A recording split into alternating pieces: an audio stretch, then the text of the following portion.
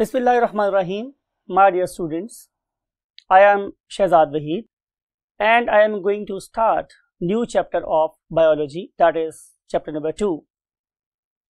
Believe you me my students, आप लोगों के नॉलेज का जो मेन महवर या एक्सेस होगा वो बायोकेमिस्ट्री ही है, राइट? सो आई विश कि आप इस चैप्टर को बहुत गौर से सुनें, इससे ऑब्टेन होने वाले नॉलेज को अपनी जिंदगियों में अप्लाई करें। देखें कि बायोकेमिस्ट्री आपकी लाइफ में कहां कहां कैसे कैसे अप्लाई होती है। Only chemistry, only biology is nothing. Try to interlink these two branches of sciences and try to excel in your life, right? तो हम स्टार्ट करने वाले हैं biology part 1 chapter number 2। Topic का नाम है बायोलॉजिकल मॉलिक्यूल्स। अगर आप अपने इर्द गिर्द देखें तो आपको नजर आएगा कि आपके पास इनऑर्गेनिक सब्सटेंसेस हैं, राइट? हम आमतौर पे आप लोग चैप्टर नंबर 1 में पढ़ के आए हैं कि हम उन इनऑर्गेनिक सब्सटेंसेस को मिलाते हैं और क्या बना लेते हैं, ऑर्गेनिक सब्सटेंसेस। उन ऑर्गेनिक सब्सटेंसेस में वो मॉलिक्यूल जो जिंदगी बना रहे हैं, जिंदगी की फाउंडेशन को ले कर रहे हैं, those are called as biological molecule. इनकी बायोकेमिस्ट्री स्टडी करने के लिए let's move to the whiteboard. Yes my dear students, हम स्टार्ट कर चुके हैं चैप्टर नंबर 2 और इंट्रोडक्शन में मैं देखा था कि आज हम स्टार्ट करेंगे बायोलॉजिकल मॉलिक्यूल्स और इसका आज लेक्चर 1 है। I again want to force you, मैं ये चाहता हूं कि आप इस पर्टिकुलर चैप्टर के स्टार्ट में ही अपने साथ साथ नोट्स बनाएं, कॉपी पेन अपने साथ रखें, हर एक पॉइंट को एक इम्पॉर्टेंस दें, बिकॉज के इस चैप्टर में या आगे भी हर जो बात आप लोगों के साथ यहाँ पे की जाएगी उसकी कोई ना कोई वर्थ होगी लाहौर बोर्ड में। If you want to evaluate your worth, if you want to increase your weight in terms of knowledge, तो आप हर एक बात को प्रॉपर कॉपी पेन लेकर नोट करें और फिर उसको एज पर योर बुक और आर लेक्चर उसको अपने माइंड में जगह दें। अगर आप नॉलेज को जगह देंगे तो नॉलेज आपको सोसाइटी में जगह दिलवाएगा, राइट? सो बी क्या happy, be confident and be vigilant to learn the knowledge. Wish you very good luck. First of all we want to see कि what are basically biomolecules. As I have discussed and you have learned in chapter 1 कि वो सारे के सारे 16 elements, याद है ना आप लोगों को? पार्ट 1 का एक टॉपिक बायो एलिमेंट्स की बात की थी हमने कि वो 16 bio elements means inorganic substances जो आपस में मिल रहे हैं और मिल के क्या बना रहे थे, बायोलॉजिकल मॉलिक्यूल्स। हम उन पर्टिकुलर बायोलॉजिकल मॉलिक्यूल्स को साइंस की एक खास ब्रांच में स्टडी करते हैं and that very branch is called as biochemistry. So let's start and define what is basically what biochemistry. So we want to write biochemistry is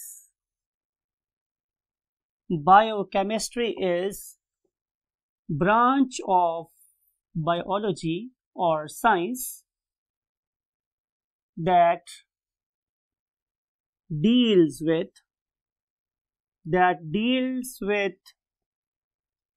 biochemicals and their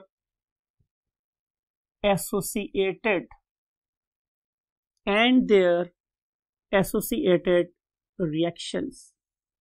यानी कि हमने सिर्फ और सिर्फ बायोकेमिकल्स को स्टडी नहीं करना या बायोमॉलिक्यूल को स्टडी नहीं करना, बल्कि वो किस किस तरीके से आपस में इंटरेक्ट करते हैं, हमने उसको भी इसी ब्रांच में स्टडी करना है, राइट? अब सवाल ये है कि आखिर हम बायोकेमिस्ट्री को पढ़ना क्यों चाह रहे हैं? Why we want to study biochemistry? तो इसका आंसर ये है स्टूडेंट्स कि नंबर 1 हम इसको 2 डिफरेंट लेवल पे स्टडी करेंगे। Number 1 at the level of branches and number 2 at the level of processes, right?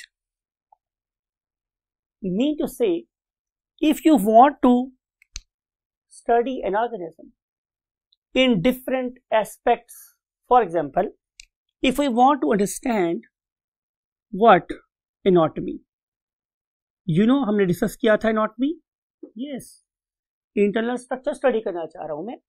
If I want to study physiology, यानी कि किस किस किस्म के रिएक्शंस मेरी बॉडी में हो रहे हैं, नॉर्मलाइजेशन कौन से हो रहे हैं, and if you want to understand what goes wrong, पता ना मैंने बताया था आप लोगों को चैप्टर नंबर 1 में कि study of diseases is called as pathology.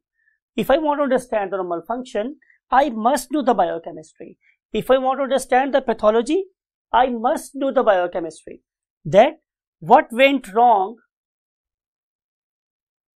underlying mechanism of the disease, in the terms of what? Chemicals. तो ये सारी की सारी चीजें, anatomy, physiology, pathology, embryology, genetics, biotechnology, molecular biology, जितनी भी सारी की सारी ये फील्ड्स हैं जो आज मॉडर्न इरा में हमारे पास हैं, जो शायद इस सदी को रूल करने वाली हैं, उन सारी की सारी ब्रांचेस को अंडरस्टैंड करने के लिए we have to have the knowledge of what biomolecules.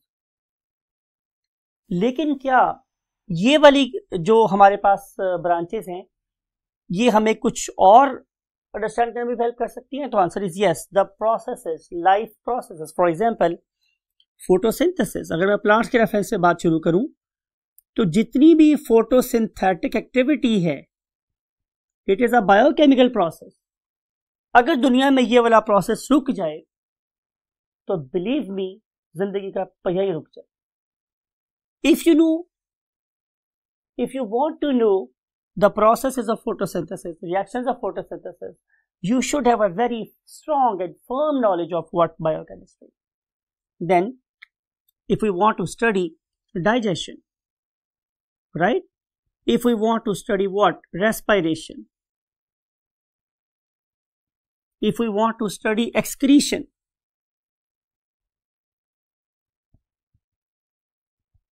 right? There are different biochemical processes जिसके end पे excretion हो रही होती है. If we want to understand again the process of locomotion, if we want to understand the process of reproduction, all these activities have got biochemical reaction at the base.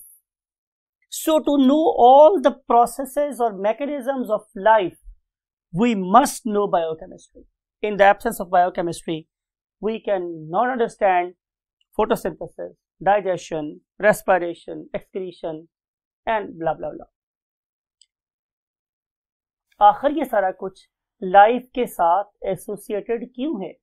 तो answer is कि जो हमारे living organism है वो basically बने ही इन चीजों के हैं, राइट? तो हमारी बॉडी के रिएक्शंस किससे लिंक कर रहे हैं? हमारी फॉर्मेशन से. तो हम किसके बने हुए हैं? डेफिनेटली टू थिंग्स के. उनमें से एक को हम नाम देते हैं व्हाट? Inorganic substances, right? जब मैं बात करता हूं इनऑर्गेनिक सब्सटेंसेस की तो जाहिर है, बिल्कुल मुझे पता है आप लोगों में से अक्सर चीजों के नाम पता हैं. For example water, for example CO2, right? For example sodium, potassium, magnesium, chloride, zinc, copper. All these are what? Inorganic molecules. And you know very well कि जब ये वाले ऑर्गेनिक मॉलिक्यूल आपस में मिलेंगे तो उनके मिलने से क्या प्रोड्यूस हो जाएगा? Definitely organic molecules. और बिल्कुल आप पढ़े लिखे बच्चे, आपने चैप्टर नंबर 1 में बहुत सी बातें पढ़ ली हैं. तो ये जो मेरे पास ऑर्गेनिक सब्सटेंसेस हैं उसकी भी हम डिफरेंट एग्जांपल्स यहाँ पे लिख सकते हैं. For example carbohydrates. इस टॉपिक में, इस चैप्टर में भी कुछ पढ़ने वाले हैं. Then lipids, then proteins, then nucleic acids.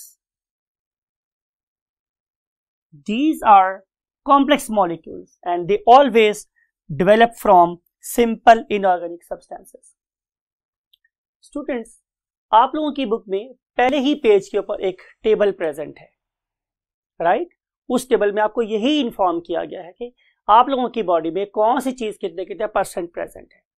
और इस पर्पस के लिए आप लोगों के पास जो पहला कॉलम है उस पर प्रेजेंट है name of the substance, say water, then proteins, carbohydrates, lipids, DNA, RNA, right, other inorganic substances and then other organic substances.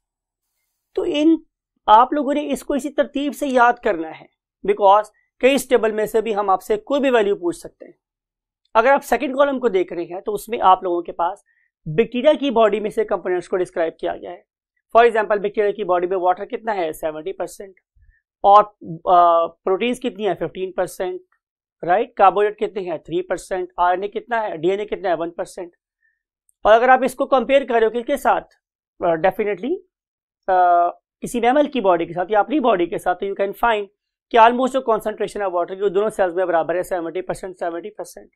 लेकिन जो हमारे पास प्रोटीन्स हैं वो ज़्यादा एडवांस किस्म के एनिमल्स में लाइक अस थोड़ी ज़्यादा है, मीन्स 18%। अगर आप लोग कार्बोहाइड्रेट की बात कर रहे हैं तो वो भी थोड़ा ज़्यादा है 4%। इसका मतलब यह है कि जो ऑर्गेनिज्म कॉम्प्लेक्स में चले गए हैं तब इनकी कॉन्सेंट्रेशन बढ़ती ही चली गई है। एक इंपॉर्टेंट बात मैंने आपको बतानी है कि अगर आप लोग आरएनए की बात करें तो आरएनए बैक्टीरिया में 6% है। ये बड़ी इंपॉर्टेंट बात है कि जितना ज़्यादा कोई सेल एक्टिवेटेड होगा उतना ही ज़्यादा उसके अंदर रेप्लिकेशन रेट ज़्यादा होगा, मीन उसमें आरएनए ज़्यादा होगा। ये बड़ी पते की बात है।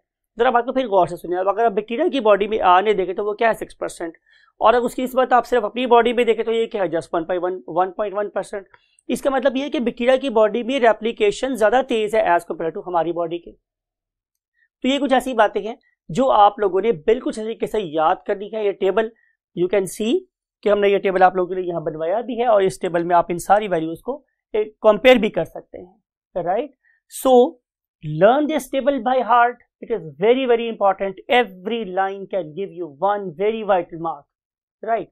सो now we want to move to the next concept. Next concept मेरे पास स्टूडेंट्स क्या है कि जो मेरे पास एक ऑर्गेनिज्म के सर्वाइव करने के चांसेस, मिसाल के तौर पे एक ऑर्गेनिज्म दुनिया में तशरीफ ले आया, it may be a plant और it may be a animal और it may be a human being. ये ऑर्गेनिज्म दुनिया में आ तो क्या है, हम बात करें इसके सर्वाइव करने की कि वो सर्वाइव कब करेगा, तो आंसर ये है कि वो सर्वाइव तभी कर सकता है कि जब वो अपने सराउंडिंग वाले रिसोर्सेज को यूज करे। जब मैं सराउंडिंग के रिसोर्सेज की बात कर रहा हूं तो माय डियर स्टूडेंट्स ये दो तरह के हो सकते हैं, जरा इनऑर्गेनिक रिसोर्सेज और ऑर्गेनिक रिसोर्सेज, जैसे हमने पहले डिस्कस किया लास्ट टेबल में। मिसाल के तौर पे अगर कोई प्लांट वाटर को एब्जॉर्ब नहीं कर सकता या CO2 को एब्जॉर्ब नहीं कर सकता फ्रॉम द एटमॉस्फेयर, तो definitely that plant will not be able to make what trioses and then hexoses, mean वो फूड ही नहीं बना सकेगा। तो उस पर्टिकुलर प्लांट की सर्वाइवल का इंहिसार किस बात के ऊपर है कि वो कितनी ज्यादा तेजी से, कितने एफिशिएंटली CO2 को और वाटर को एब्जॉर्ब करके फोटोसिंथेसिस कर सकता है और फूड बना सकता है। वो प्लांट जो फूड बनाने में ज्यादा एक्टिव हैं वो तेजी से ग्रो करेंगे, जो कम एक्टिव है वो कम ग्रो करेंगे। सिमिलरली अगर मैं अपनी बात करूं या किसी और ऑर्गेनिज्म की बात करूं, आपकी बात करूं, तो आपकी ग्रोथ रेट के अनुसार भी किस बात के ऊपर है कि आपके सराउंडिंग में जो फूड प्रेजेंट है आप उसे कितना कंज्यूम कर सकते हैं, आप उसको कितना अपनी बॉडी का पार्ट बना सकते हैं। आप लोगों की क्लास में 3-4 मुख्तलिफ स्टूडेंट्स की एग्जांपल ली जाए तो ये जो मेरे पास स्टूडेंट है ये एवरेज स्टूडेंट है, उनके पीछे बैठे हुए जो हजरत हैं वो काफ़ी मोटे हैं। उसकी रीज़न क्या है, बिकॉज कि जरूरी नहीं है कि वो जितना मोटा इंसान है वो ज़्यादा खा रहा होगा, हर की ऐसी बात नहीं है। बात यह है कि उसकी बॉडी का मेटाबॉलिक रेट ज़्यादा है, वो जितना खा रहा है उतना ही एसिमिलेट हो जाता है, उसकी बॉडी का पार्ट बन जाता है, राइट। लेकिन इसके पास बैठे हुए एक और थिन और स्लिम एंड स्मार्ट किस्म की जो इंसान है, बेसिकली ये बहुत ज़्यादा खा रहे हैं लेकिन परहैप्स वो उनकी बॉडी का उतना पार्ट नहीं बन रहा। तो मैं कहना ये चाह रहा हूँ कि किसी ऑर्गेनिज्म की सर्वाइवल का इंहिसार किस बात के ऊपर है कि वो ऑर्गेनिज्म अपनी सराउंडिंग में से क्या ले रहा है और उसको अपनी बॉडी का कितना पार्ट बना रहा है, राइट। तो सर्वाइवल किस पर डिपेंड कर रहा है स्टूडेंट्स, इनटेक ऑफ सब्सटेंसेस के ऊपर। नंबर 1, आप लोगों ने उसको कितना इनटेक कर लिया, बहुत डिटेल से डिस्कस हुआ प्लांट की सेंस में भी और एनिमल के सेंस में भी। फिर दूसरी बात ये कि आपने उसको यूटिलाइज कैसे किया, यूटिलाइजेशन ऑफ द रिसोर्सेज। अगर आप इन दोनों चीजों को इफेक्टिवली कर लें तो डेफिनेटली आप लोगों का ग्रोथ रेट अपने कंपैरिजन पे प्रेजेंट लोगों से ज्यादा हो सकता है, राइट। अब मैंने जो भी कुछ खाया या मैंने जो कुछ भी पिया वो मेरी बॉडी में ऐसे नहीं पड़ा रहता, मेरी बॉडी में एक कैस्केड ऑफ एक्शन चल पड़ती है, राइट। आपने अगर पानी पिया तो उसका भी बॉडी पे इफेक्ट है, आपने कार्बोहाइड्रेट खाए हैं तो वो भी बॉडी में किसी प्रोसेस से गुजरेगी, प्रोटीन खाए किसी प्रोसेस से गुजरेगी। उन सारे के सारे रिएक्शंस को जो मेरी बॉडी में हो रहे हैं, right, from my head to my toe, in my heart, in my lungs, in my kidneys, anywhere in the body, वो जो भी रिएक्शन हो रहे हैं उनको हम ओवरऑल एक वर्ड में सम अप कर सकते हैं। So sum of overall reactions taking place, जो हो रहे हैं इन वंस बॉडी, किसी भी ऑर्गेनिज्म की बॉडी में जो रिएक्शन हो रहे हैं उन सारे के सारे रिएक्शंस को, इंपॉर्टेंट बात है कि बायोकेमिकल रिएक्शंस की बात हो रही है, हम उन सारे के सारे ओवरऑल रिएक्शंस को क्या बोलते हैं, मेटाबॉलिज्म, राइट। अब मेटाबॉलिज्म में स्टूडेंट्स दो किस्म के रिएक्शन आगे इन्वॉल्व होते हैं। One of them is called as catabolism. मैं हमेशा याद करवाता हूं कैटाबॉलिज्म का मतलब कराटे होते हैं, आमतौर पर कराटे में चीजों को तोड़ते ही है, बनाता कुछ नहीं। कराटे वाले क्या कर सकते हैं, ब्रिक्स को ब्रेक कर सकते हैं, वुड को ब्रेक कर सकते हैं, राइट। तो कैटाबॉलिज्म में आपने याद रखना है कि हम लोग बेसिकली क्या कर रहे हैं, डिस्ट्रक्टिव,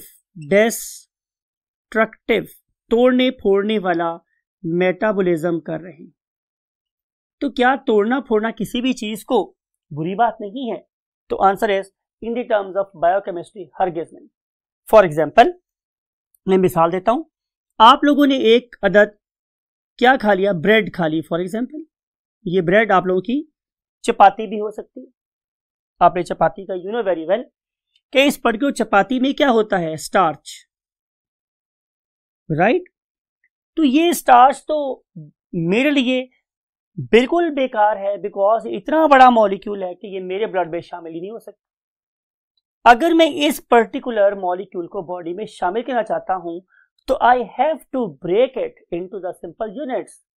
तो मैं इस पर्टिकुलर स्टार्च को ब्रेक करूंगा with the help of an enzyme called as amylase, और मैं स्टार्च को कन्वर्ट कर दूंगा इनटू ग्लूकोज मॉलिक्यूल्स।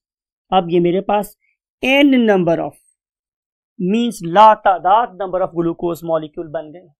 अब ये ग्लूकोज मॉलिक्यूल्स इतने छोटे हैं कि they can join my blood, अब मेरे ब्लड में जा सकते हैं, राइट। अब ये मेरे काम की चीज, अगर मैं चीज खा रहा हूं लेकिन वो मेरी बॉडी का हिस्सा ही नहीं बन सकती तो वो फूड बिल्कुल यूजलेस है। इसका मतलब ये होगा कि catabolism is a very first thing जो मेरी बॉडी में होनी ही चाहिए। अगर कैटाबॉलिज्म नहीं होगा तो मेरे पास एनाबॉलिज्म की फाउंडेशन नहीं होगी। अब एनाबॉलिज्म किस तरह हम लोग कर रहे हैं, anabolism is basically constructive metabolism. मैं लिख रहा हूं आप लोगों के लिए, इसी कंपैरिजन पे लिख रहा हूं मैं कि it is basically a constructive metabolism, यानी कि इसमें हम चीजों को जोड़ेंगे, चीजों को बनाएंगे, तोड़ेंगे नहीं। से मैंने बात की आप लोगों के मसल्स की, राइट। और अगर आप किसी एक मसल को देखें तो इस पर्टिकुलर मसल के अंदर हम स्टोर कर सकते हैं किस चीज को, ग्लाइकोजन। This is glycogen.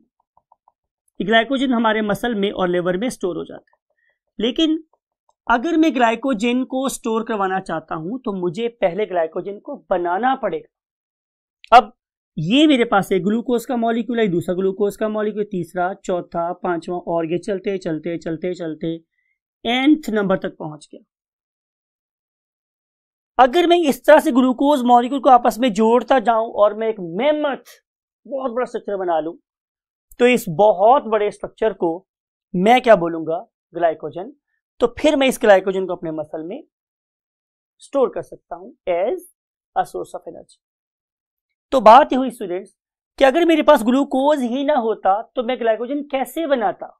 इसलिए मैं ये बात कर रहा हूं कि catabolism is essential for anabolism. पहले आपके पास बिल्डिंग ब्लॉक्स होंगे, रिसोर्सेज होंगे, तो ही तभी आप लोग उनको जोड़ के क्या बना सकते हैं, जाहिर है मैक्रोमोलिक्यूल्स, अपनी बॉडी के पार्ट्स बना सकते हैं। अगर आपके पास अमाइनो एसिड्स हैं तो you know very well if you have amino acids then you may combine n number of amino acids and you may have what, the protein, right? अब सवाल ये है कि क्या एनाबोलिज्म और कैटाबोलिज्म इंडिपेंडेंटली हो सकते हैं? तो answer is no, hand in hand, ये तो हाथों में हाथ लेके चलते हैं, साइड बाय साइड चलते हैं, राइट? मिल के साथ काम कर रहे होते हैं। इसके होने के लिए इसका होना जरूरी है और इसके होने के लिए इसका होना जरूरी है, तो दोनों चीजें एक दूसरे के लिए लाजिम व मलजूम है, हैंड इन हैंड। आपकी वर्ड में बुक लिखा हुआ है, catabolism and anabolism move hand in hand, हाथों में हाथ लेके चल रहे होते हैं। बहुत अच्छा खूबसूरत वर्ड इस्तेमाल हुआ आप लोगों की बुक के अंदर, इसको वेटेज दीजिए, राइट? तो अगली हम बात ये कर रहे हैं स्टूडेंट्स कि इन दोनों में और भी फर्क है, तो again answer is yes, because कि जो कैटाबोलिज्म है it involves the bond breaking. इसमें क्या हो रही है, बॉन्ड ब्रेकिंग हो रही है, और जब भी हम बॉन्ड ब्रेक करते हैं तो उसके रिजल्ट में एनर्जी रिलीज होती है, कौन सी, जो एक्सेसिव होती है, to make another stable bond. जब मैं किसी एक लेस स्टेबल बॉन्ड को ब्रेक करता हूं तो उसके रिजल्ट में एक नया मोर स्टेबल बॉन्ड बनता है। उस दौरान भी जो एनर्जी होती है वो डेफिनेटली एक्सेस में होगी, वो एक्सेस वाली एनर्जी लॉस होगी, और वो किसकी फॉर्म में अपेयर होगी, in the form of heat. तो जो आपके जिस्मों में गर्मी है, हरारत है, वो बेसिकली बॉन्ड ब्रेकिंग की वजह से फॉर्म होती है। लेकिन अगर मैं एनाबोलिज्म की बात करूं तो this particular reaction demands energy, इसमें एनर्जी रिक्वायर्ड होती है। जब भी आप दो ग्लूकोज मॉलिक्यूल को आपस में जोड़ना चाहते हैं तो वो तभी जोड़ सकते हैं जब उनके दरमियान में एनर्जी का पैकेट इन्वॉल्व कर दिया जाएगा, राइट? तो ये बेसिक डिफरेंस है बिटवीन एनाबोलिज्म में और कैटाबोलिज्म। तो आप लोगों ने एनाबोलिज्म भी स्टडी करना है, आपने कैटाबोलिज्म भी स्टडी करना है। ये क्यों करना है आप लोगों ने, इसका आंसर हमारे पास यहाँ पे लिखा हुआ है, थर्ड पेज लगे हम लोग कि यहाँ पे मैंने एक टॉपिक लिखा है आप लोगों के पास, इंटरकन्वर्जन। ये मत बिलीव रखें कि ये चीजें इंडिपेंडेंट एग्जिस्ट कर सकती हैं। अगर आप लोगों की बॉडी में ये मैं लिख रहा हूं व्हाट, कार्बोहाइड्रेट, राइट, फिर ये मैंने लिख दिया फॉर एग्जाम्पल प्रोटीन्स, राइट, और ये लिख दिया है मैंने स्टूडेंट्स व्हाट, लिपिड्स। तो बिलीव मी कि ये सारी चीजें इंटरकन्वर्टेबल हैं। मैं कार्बोहाइड्रेट्स को प्रोटीन में और प्रोटीन्स को कार्बोहाइड्रेट में कन्वर्ट कर सकता हूं। सिमिलरली मैं लिपिड्स को कार्बोहाइड्रेट्स में और कार्बोहाइड्रेट्स को लिपिड में कन्वर्ट कर सकता हूं। And same is the case here, I can convert protein into lipids and lipids into proteins, right? मिसाल के तौर पे अगर मेरे पास एक कार्बोहाइड्रेट है, उसके अंदर अगर मैं एक अमाइनो ग्रुप ऐड कर दूं, मींस मैं उसकी एमिनेशन कर दूं, तो मेरे पास बन जाएंगे क्या, अमाइनो एसिड, और अमाइनो एसिड से मैं क्या बना सकता हूं, protein. So amination is a process that will be used to make amino acids from the carbohydrates. Similarly अगर मैं इसमें से एक अमोनिया उतार दूं तो मैं किसी भी एक अमाइनो एसिड को किसी कार्बोहाइड्रेट जैसा बना सकता हूं।